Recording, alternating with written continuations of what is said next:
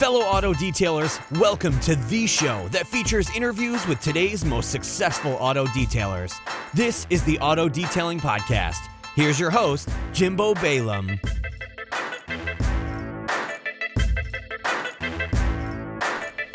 What's going on, guys? It's Jimbo with another In-Betweener episode. Again, these In-Betweener episodes are probably always going to revolve around a rant, but I'm actually cleaning my own truck as we speak, or the mobile recording studio, as I like to call it. But this kind of rant or this subject actually has to do with a phone call that I had today with Travis. What's up, Travis? I know you're probably listening. Travis is also going to be a future guest on the podcast. But, we had a pretty extensive conversation, and then a topic that got brought up that I had been thinking about a lot lately because I've had a lot of different setups in my mobile detailing business is kind of what I want to rant on today because I get a lot of questions about it. What's the best van for mobile detailing, and can I have a picture of your setup and blah, blah, blah. And the fact of the matter is I've had a lot of iterations of my setup. And before I go any further, I wanted to talk about two things. If you want to help support the show, I've been getting a lot of flack for not pumping this as much, but my new course, autodetailingpodcast.com/start, is my brand new course I have out, and it's a bunch of modules. But what I've also done is you could buy the whole package and get all the modules for a less expensive price, or you could buy individual modules. So today's topic or rant or in-betweener is going to have to do with setups. And if you want, I have an equipment package that you can look at what equipment you need to get started. So that's one of the modules that you could purchase, and they're very, very inexpensive. Helps the show. Also, I have affiliate links. So basically what an affiliate link is if you use my link to get to places, say like Amazon, and you use a link, if you click my link that redirects you to Amazon, I get a small commission from that without any additional fee to you. So it's a cool way to, again, help support the show without you just buying stuff that you already buy anyway. So an easy way to get to that is shopwithjimbo.com. That's it. Shopwithjimbo.com. It'll redirect you to a page. You click Amazon. Boom. That's it. So that's all I'm going to say there. Thanks for that. I appreciate it. So the rant of today, or the in-betweener for this week, I should say, is what mobile setup should you have? So I originally started with a truck and towed a trailer because that was the least expensive option to get going at 19 when I wanted to start my own business. Now, the next setup I had was a Chevy Express, super common van here in the States. Hated that thing. Absolutely hated it. It was a piece of junk. I bought it used. I really, really hated it because, whatever. So then I got the Sprinter van, which was great, but had its own faults of its own. And now I have a truck, again, which I like the best out of everything. So I have taken more so the approach of I want as little amount of equipment as possible with me at all times. Now, being a mobile detailer and having a little garage, I have the luxury of leaving a lot of stuff back at the garage, and I could bring it with me when I need it. For example, if I'm going to be doing an emblem removal, well, I'll bring my emblem removal box that I have all set up at my garage. I'll bring that with me to do the emblem removal. But if I'm not doing an emblem removal, I leave it at the garage.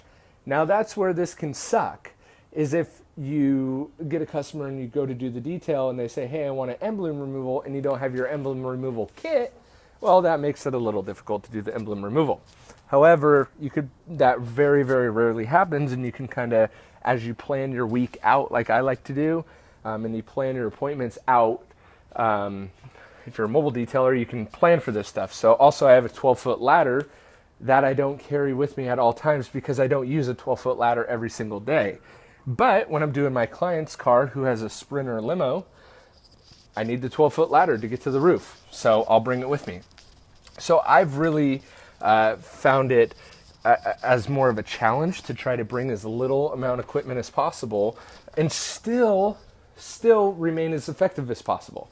So there's a couple quotes that I've heard that's like, oh, the more efficient you get is with the fewer amount of products and whatever. And it is nice to have just an unlimited amount of products and always be ready for every situation. But honestly, I prefer less equipment, less products, less car to bring with me, which is why I prefer my just single truck now. And of course I have a guy that helps me that has a van and a pressure washer and all that, so he can come alongside if I need him to.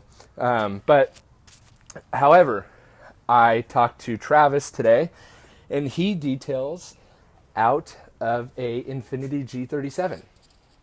Okay, so I'm assuming it's his daily driver and his detail rig, which I think is awesome. Now you're probably thinking, how the heck do you detail out of that?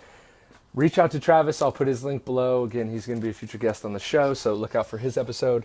But he took out his back seat, and I'm sure we'll talk about all that on the episode. Point being, you could get away with a very, very minimal setup, which is the beauty of this industry. Now, Travis is killing it, working in a few different cities and making a really good living working out of his Infiniti G35. Some people would say he's a hack, he's not professional, you need a wrapped van, blah, blah, blah, blah, blah. And my personal opinion is, and this is why this is my rant on my show, is that is great, and I have nothing against that. Zero against that. If you want to have a really nice van, wrap it, it's a huge marketing tool, I think that's great. But don't let that become a trap for you to have before you get started to make good money. Because that's what I thought. Man, I got to have a truck, I got to have a trailer, got to have it wrapped. I had all that. And it works well. It really does. But it also gets to the point where it becomes too much as well. And that's kind of what started to happen to me. As you kind of hone in your target market, you don't want everyone as a customer that drives a car. At least I don't. You could have a differing opinion on that. That's totally fine. So this rant is really for those guys that are looking to make the jump into full-time detailing, and they're hitting a mental roadblock because of the vehicle that they currently have. And what I'm trying to say is just do it. Just whatever. If you got a Honda Civic, start with that Honda Civic and then move your way to a van if you want a van. If you got an Infiniti, start with that Infiniti and do what you got to do to make it work. If you got a truck, use the truck. You don't need a trailer. Just start where you are and don't let people hinder you, because we've all started at zero. And that's really what I want to hit at too. We've all started at zero. I started with 0 clients.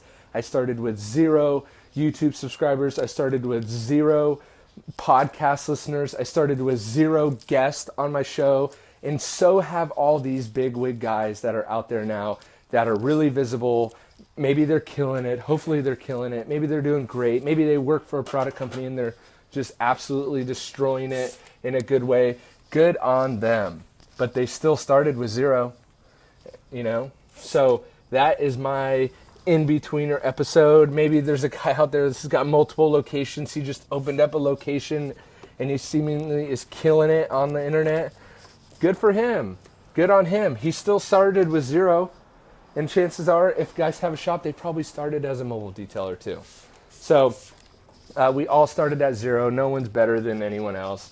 And just get started. So if you got that Prius, actually, I was telling Travis this, that I'm actually considering how small of a vehicle can I get and operate out of. Like, could I operate out of a 2-door hatchback? Could I? I don't know. I don't know if I'd want to. That may be too small. Could I operate out of a smart car?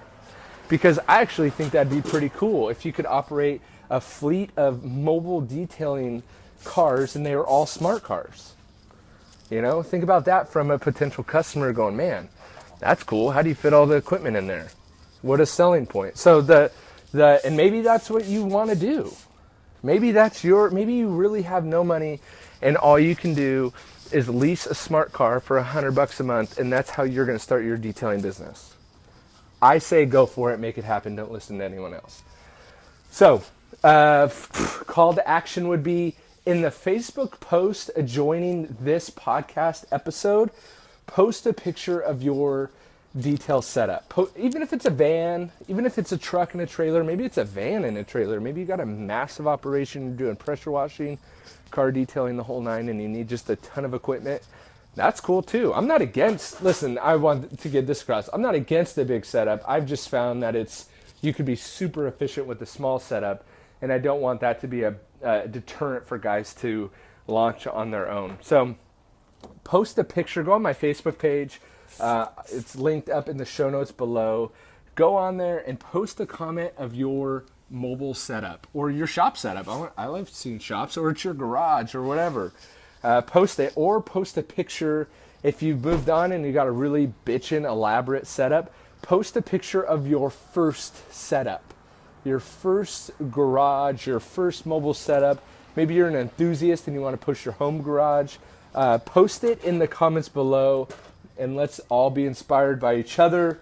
Let's not cut anyone down. That's the last thing this freaking industry needs, is everyone cutting each other down and posting stupid stuff on Facebook. So show us your original, first, current, hopeful setup below, and let's all have a little fun. That's this week's In-Betweener. I hope you enjoyed it. Remember, shopwithjimbo.com and check out the courses I have laid out for you. You could buy them all individually. They're very inexpensive at autodetailingpodcast.com/start. And I'm stoked because I think a lot of people are going to get a lot of value out of those, really help you with a lot of the most common questions I get asked. That's kind of where all those courses stem from, was the most common questions I get asked. I just developed a course for it so that they're easily downloadable, digestible, and you guys can follow right along for those. autodetailingpodcast.com/start. I'll catch you guys on the next In-Betweener.